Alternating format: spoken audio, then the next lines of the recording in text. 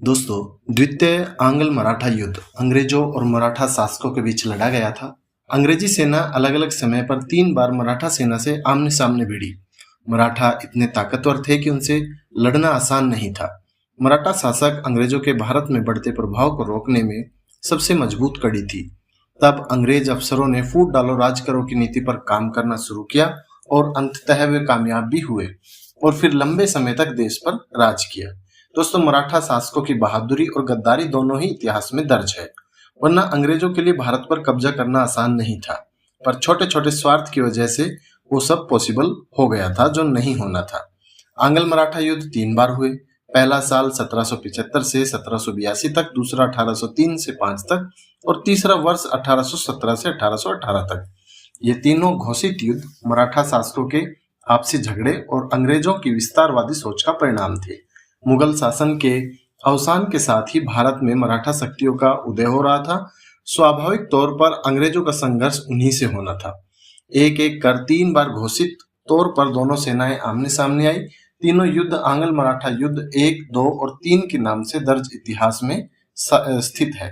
तीनों का हासिल हिसाब भी यही रहा कि मराठा शासक खत्म होते गए और अंग्रेजों का प्रभुत्व बढ़ता गया। जब मराठा मजबूत थे तब युद्ध 7 साल चला और फिर संधि हुई, जिसमें अनेक सौदेबाजी के साथ ही 20 वर्ष तक युद्ध न करने का फैसला हुआ। इसका पालन दोनों पक्षों ने किया, लेकिन अंदर अंदर दोनों एक दूसरे को कमजोर करते रहे। मराठा अपने लोगों को कमजोर करते रहे और अंग्रेज उन्हें अपने हिसाब से इस्तेमाल करते रहे।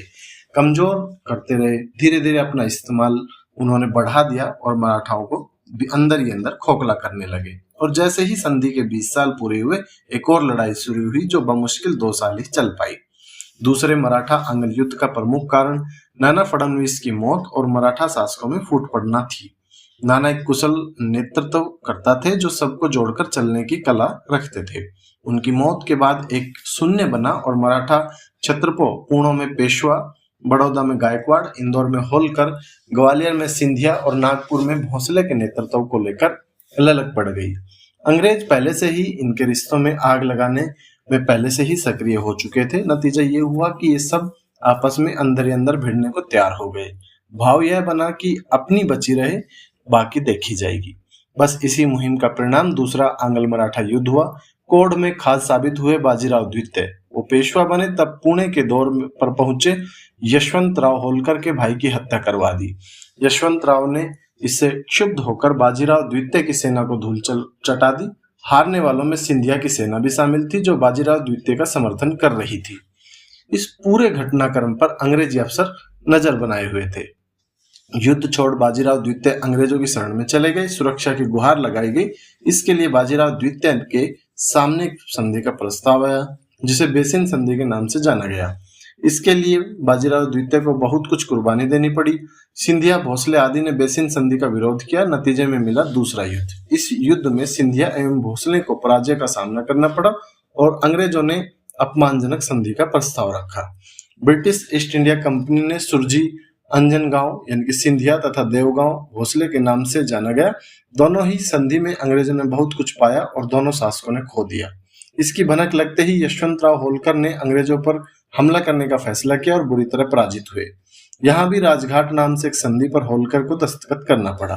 सुरजी अंजनगांव संधि का परिणाम ये रहा कि सिंधिया रोहतक, दिल्ली, गंगा, यमुना, दोआब, गुड़गांव, आगरा, भरूच, बुंदेलखंड, अहमदनगर किले पर अंग्रेज काबिज हो गए।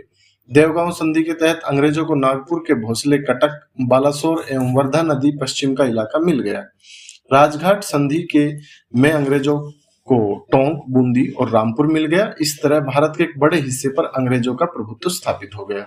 रही सही कसर अंग्रेजों ने साल 1817 से 18 के बीच तीसरे युद्ध में पूरी कर ली और पूरी तरह से मराठा शासकों को भांति भांति की संधियों में बांधकर सीमित कर दिया और पूरे भारत पर राज करना शुरू कर दिया।